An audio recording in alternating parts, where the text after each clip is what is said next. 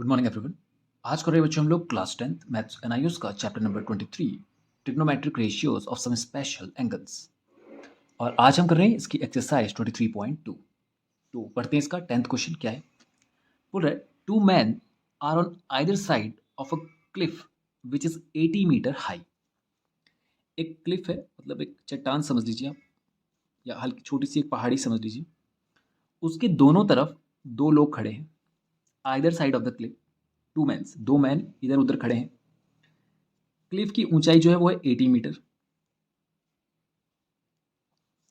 बोल रहा है they observe the angle of elevation of the top of the cliff to be 30 and 60 degree respectively. तो ये दोनों एक बराबर डिस्टेंस पर खड़े नहीं है, कोई ज़्यादा दूर है इससे, कोई कम दूरी पर है। तो ये जब एंगल मेजर करते हैं तो ये वाला बंदा जो यहाँ पर खड़ा है, एक बंदे से तो इसका एंगल बनता है 30 डिग्री का, और एक बंदे से जो एंगल आता है वो आता है 60 डिग्री का। आप इधर 30 इधर 60 रख सकते हैं, ऐसा कुछ नहीं है। तो इनको दो एंगल मिल रहे हैं दो अलग अलग जगह पर खड़े होने पर। बोलो find the distance between the two mans. वो बोल रहा है ये जो मैन ए है और बी है, इनके बीच का आपको डिस्टेंस बताना है।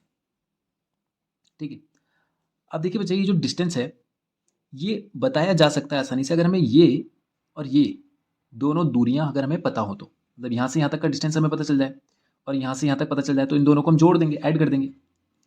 तो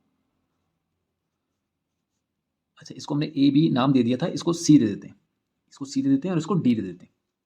तो देखिए जो क्लिफ होगा उसको हम राइट एंगल पर ही मानेंगे, हम बोलेंगे बिल्कुल 90 पर, एग्जैक्ट परपेंडिकुलर, सीधा है बिल्कुल। तो ये जो बंदा यहाँ पर खड़ा है, ये जो बंदा यहाँ पर खड़ा है, ये दोनों राइट एंगल ट्रायंगल बना रहे हैं, आपको दिख ही रहा होगा। ठीक है, तो हम क्या करेंगे, हमें ये टोटल डिस्टेंस चाहिए। ये जो टोटल डिस्टेंस है बच्चे, ये इन दोनों से मिलकर बना है, यानी ए डी और डी बी से। और ए डी जो है वो इस ट्रायंगल का पार्ट है और डी बी इस ट्रायंगल का पार्ट है। तो हमें टोटल मिलाकर दोनों ट्राइंगल्स से ये वाला डिस्टेंस और ये वाला डिस्टेंस निकालना है और उन दोनों को ऐड कर देना है। समझ गए आप? तो डिस्टेंस कैसे निकालेंगे, वही हमारे पास जो इसका एक फॉर्मूला है P B P upon H H B से हमें निकालना है बेस। ठीक है, और गिवन है हमें परपेंडिकुलर। तो बेस और परपेंडिकुलर का रिलेशन कहाँ बनता है, परपेंडिकुलर और बेस टेन में। ये हो जाता है साइन, ये हो जाता है कॉस, ये हो जाता है टेन। तो पहले मैं ट्राइंगल लूंगा in triangle C A D, C A D, C A D में हमें पी और बी का रिलेशन चाहिए, पी बी का रिलेशन होता है टेन। तो टेन थर्टी, टेन थर्टी कितना हो जाएगा, perpendicular upon base, 80 upon base. देखिए पी और पी अपॉन बी होता है ना टेन का वैल्यू, तो टेन 30 डिग्री, पी कितना है 80 अपॉन बेस कितना है ये हमें नहीं पता, इसको मैं एक्स मान लेता हूँ और इसको वाई मान लेता हूँ। ठीक है, तो टेन थर्टी का वैल्यू होता है 1/√3 इज इक्वल्स टू 80 अपॉन में एक्स, एक्स इधर चला जाएगा, √3 इधर चला जाएगा, तो एक्स आ जाएगा 80√3। ठीक है, तो ये केवल यहाँ से यहाँ तक की डिस्टेंस आई है 80√3, यहाँ से यहाँ तक की। अभी हमें ये भी निकालना है, फिर उन दोनों को ऐड करना है। तो again in triangle C D B, अब हम सी डी बी में लेंगे। इस ट्राइंगल में भी हमें परपेंडिकुलर पता है, बेस निकालना है। तो ये रिलेशन होता है टेन सिक्सटी का, tan sixty is equals to perpendicular upon में बेस। टेन सिक्सटी का वैल्यू होता है कितना, √3 is equals to 80 upon Y, Y इधर चला जाएगा, √3 इधर आ जाएगा, तो वाई इज इक्वल्स टू आ जाएगा 80 अपॉन √3। रूट को नीचे नहीं रहने देंगे, तो √3 से ऊपर भी और नीचे भी मल्टीप्लाई करेंगे, तो ये आ जाएगा 80√3 अपॉन में 3। ये आ गई वाई की वैल्यू, ये वाली वैल्यू 80√3 अपॉन 3। अब हमें पता है कि डिस्टेंस बिटवीन मैन क्या होगा, वो हो जाएगा x प्लस वाई, क्योंकि डिस्टेंस तो पूरा ए बी है, तो x और y को ऐड करना पड़ेगा। तो x कितना है 80√3 और y कितना है 80√3 अपॉन 3। ठीक है, अब एलसीएम ले लेंगे तो 3 आएगा, 3 8 ज़ा 24, 240√3 प्लस 80√3 होल अपॉन 3। ओके, अब 240, चाहे तो आप √3 को कॉमन ले लीजिए या इस √3 को बचे। ऐसा समझिए जैसे ये कोई ऑब्जेक्ट हो, जैसे मैं से पेंसिल मान लेता हूँ कि 240 पेंसिल्स और 80 पेंसिल्स, तो 240 पेंसिल और 80 पेंसिल दोनों को ऐड करना है, तो टोटल कितनी हो जाएंगी 240 प्लस 80 कितना हो जाएगा 320, 24 और 8 32, 320 पेंसिल्स √3, 320 √3 अपॉन में 3। और सॉल्व कर सकते हैं हम इसे। तो क्या करेंगे, √3 का वैल्यू रख लीजिए, ये हो जाता है 320 इंटू 1.732 अपॉन में 3। अब इन दोनों को मल्टीप्लाई कर लेंगे और अपॉन में 3 से डिवाइड कर लेंगे, तो ये आ जाएगा इतना मीटर डिस्टेंस, ये आप कर लेंगे। ओके, इसको मल्टीप्लाई करके इससे डिवाइड कर लेना। ओके, तो ये हो गया बच्चे क्वेश्चन नंबर 10 हमारा कंप्लीट। अब करते हैं क्वेश्चन नंबर 11। देखिए क्या कह रहा है क्वेश्चन, बोला from the top of a building 60 meter high, एक 60 मीटर ऊंची बिल्डिंग है,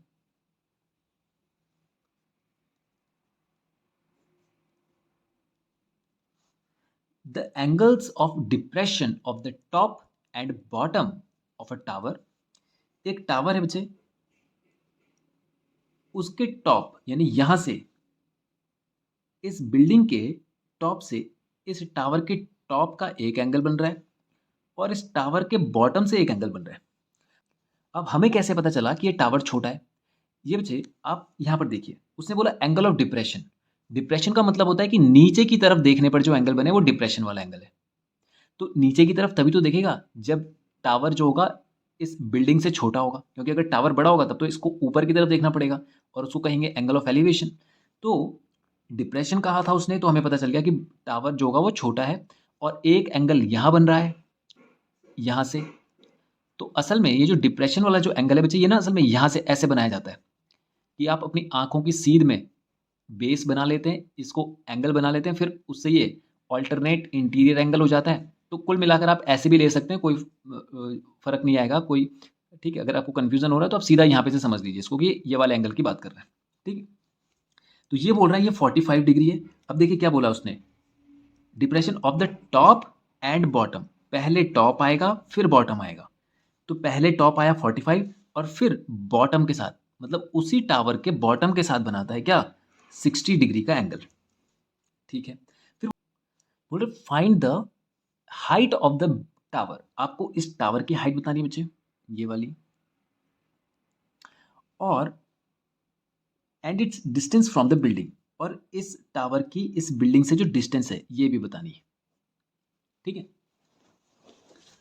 तो करने का तरीका क्या है बच्चे, पहले स्ट्रक्चर समझ लेते हैं हम लोग।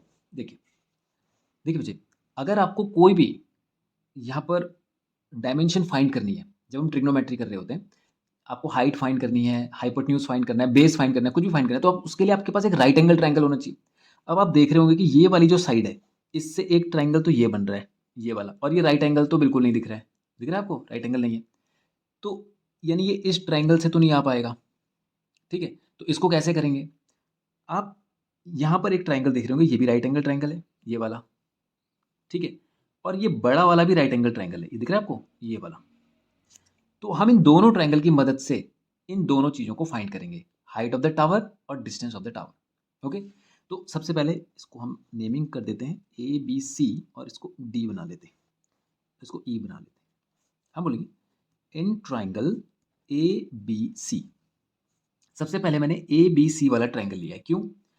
अगर आप ये वाला ट्रायंगल पहले इस्तेमाल करते हैं, ये वाला, ये दिख रहा है आपको, ये वाला, तो इसमें केवल आपको एंगल पता है, ना तो आपको बेस पता है, ना आपको हाइट पता है, ना आपको हाइपोटेन्यूज पता है, मतलब 3 साइड में से आपको कुछ भी नहीं पता। तो ये पहले इस्तेमाल करेंगे तो सॉल्यूशन नहीं होगा।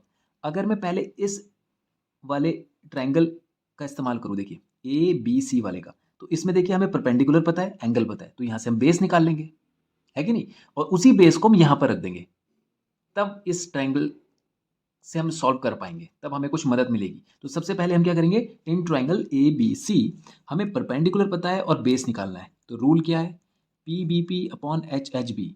परपेंडिकुलर और बेस का जो रूल है वो आता है टेन में, तो बोलेंगे टेन कौन सा है, 60 degree, is equals to perpendicular upon base, 60 upon में बेस, बेस को एक्स मान लेते हैं, एक्स है, तो टेन 60 का वैल्यू होता है √3 is equals to 60 upon X, X इधर चला जाएगा 60 और अपॉन में √3 इधर आ जाएगा, रूट को नहीं छोड़ेंगे नीचे, ऊपर नीचे रूट से मल्टीप्लाई करेंगे √3 से, तो ये आ जाएगा 60 √3 और अपॉन में √3 इंटू √3 हो जाता है 3, तो 3 से 20 टाइम्स कैंसिल हो गया, एक्स का वैल्यू आ गया 20√3। ठीक है, अब जैसे ही ये वैल्यू आया हमारा 20√3, वैसे ही ये भी हमें पता चल गया क्योंकि दोनों ही परपेंडिकुलर हैं तो इनका बीच का डिस्टेंस भी सेम होगा। तो ये 23 है तो ये भी ये 20√3 है तो ये भी 20√3 होगा। अब हम इस ट्राइंगल के लिए सॉल्व कर लेंगे इन ट्राइंगल ए डी ई। अब हमें इस ट्राइंगल में ये वाली बेस मिल गई तो हम यहाँ से परपेंडिकुलर निकालेंगे। क्यों कर रहे हैं ऐसा अभी देखते हैं। यहाँ पर भी हमें इस बार बेस पता है, परपेंडिकुलर निकालना है, तो रूल तो परपेंडिकुलर बेस का ही रहेगा। tan 45, यहाँ पे 45 डिग्री का एंगल था। परपेंडिकुलर हमें नहीं पता, हमें फाइंड करना है यहाँ से यहाँ तक, यहाँ से यहाँ तक, ये हमें फाइंड करना है। p बना लेते हैं इसको, अपॉन में बेस, ये हो गया 20√3। tan 45 को वैल्यू होता है 1 और p अपॉन 20√3 इधर आके मल्टीप्लाई हो जाएगा, तो ये हो जाएगा p इज इक्वल्स टू 20√3। समझ गया? तो ये 20√3 हमारी ये वाली वैल्यू आ गई। ठीक है, अब देखिए ये जो डिस्टेंस था, ये डिस्टेंस तो था बच्चे कौन सा, टावर और बिल्डिंग के बीच का डिस्टेंस, जो उसने हमें फाइंड करने के लिए कहा था। तो ये तो आ गया हमारा distance between tower and building, ये तो आ गया। उसने पूछा था हाइट ऑफ द टावर। अब जरा हाइट ऑफ द टावर देखिए, ये पूरा का पूरा था 60, पूरा का पूरा 60 मीटर था यहाँ से यहाँ तक।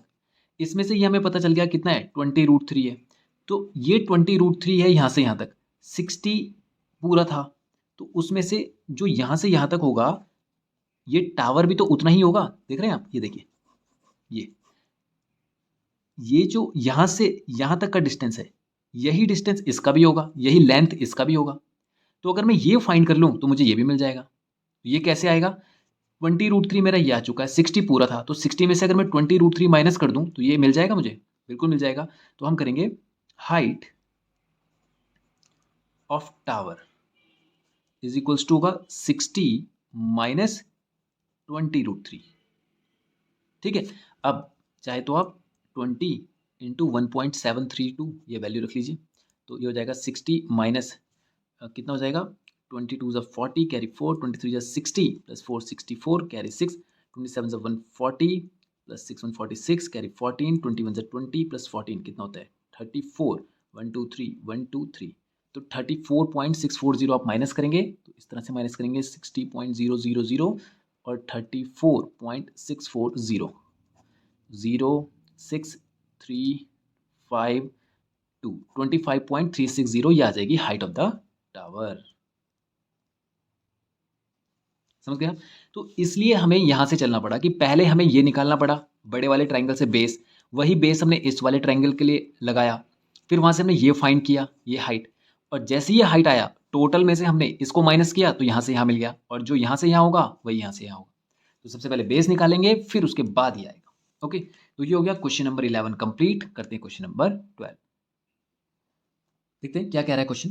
कह रहा है a ladder of length 4 metre makes an angle 30 degree with the level ground while leaning against a window of a room। कोई रूम है, उस रूम की जो विंडो है, उस विंडो से एक सीढ़ी हमने लगाई, इस तरह से हमने सीढ़ी उस विंडो तक लगाई, और इस सीढ़ी की जो लेंथ दी है वो दी है 4 मीटर। तो बोल रहा है कि ये एंगल बनाती है ग्राउंड से 30 डिग्री का। ठीक है, फिर बोल रहा है the foot of the ladder is kept on the same point.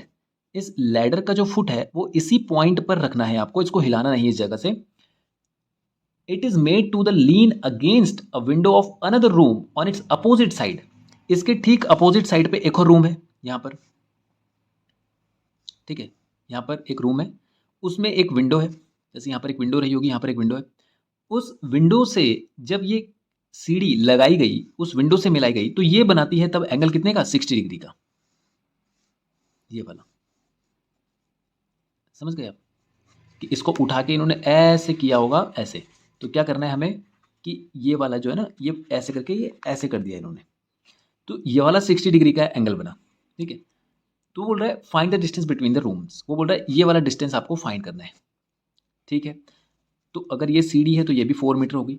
तो कुल मिलाकर हमें डिस्टेंस अगर फाइंड करना है तो हमें ये दोनों डिस्टेंस पता होने चाहिए, और इन दोनों को ऐड कर देंगे तो टोटल डिस्टेंस आ जाएगा। अब ये तो बहुत ईजी क्वेश्चन हो गया कि आपको एक साइड पता है, एक एंगल पता है, तो दूसरी साइड निकाल लेंगे। रूल क्या रहेगा, P B P upon H H B. इस बार हमें हाइपोटेन्यूज पता है क्योंकि ये तो राइट एंगल पे होंगी, जो दीवारें हैं वो बिल्कुल सीधी मानी जाएंगी एकदम 90 पर।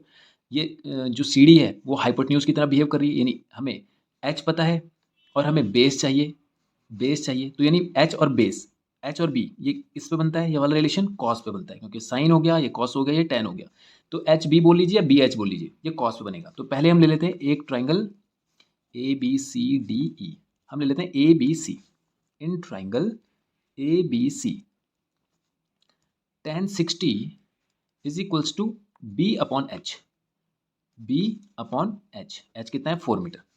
tan 60 का वैल्यू कितना होता है बच्चे, सॉरी टेन नहीं cos 60, क्योंकि मैं बी और एच का रिलेशनशिप नहीं वो कॉस में होता है, cos 60, तो cos 60 का वैल्यू कितना होता है 1/2 is equals to B upon 4। तो 2 2 ज़ा 4, 2 इधर चला जाएगा तो हो जाएगा 2 1 ज़ा 2। तो बेस आ गया हमारा 2 मीटर इस वाले का, यहाँ से यहाँ तक तो हो गया 2 मीटर। ठीक है, फिर इस वाले ट्रायंगल के लिए हम लेंगे in triangle E C D, E C D.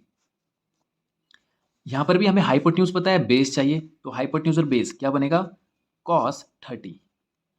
क्या होता है बेस अपॉन हाइपोटेन्यूज, बेस को बी ही रहने दीजिए, या इसे b1 कर दीजिए, इसको b2 कर दीजिए, इसे b2 बना लीजिए, इसे b1 बना लीजिए। तो b2 अपॉन और हाइपोटेन्यूज कितना था 4, cos 30 का वैल्यू होता है बच्चे √3/2, ये हो जाएगा b2 अपॉन 4, 2 से 2 टाइम्स 2 इधर जाएगा तो 2√3, तो b2 आ गया 2√3 मीटर। अब ये मिल गया और ये मिल गया, तो डिस्टेंस बिटवीन रूम कितना हो जाएगा, ये कितना हो जाएगा b1 प्लस b2।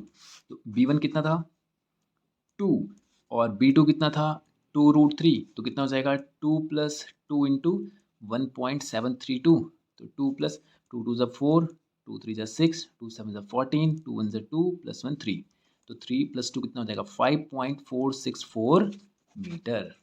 तो ये हो गया क्वेश्चन 12 भी हमारा कंप्लीट। तो आज के वीडियो में बच्चे इतना ही करते हैं, नेक्स्ट वीडियो में करेंगे इसके आगे क्वेश्चन। Thank you.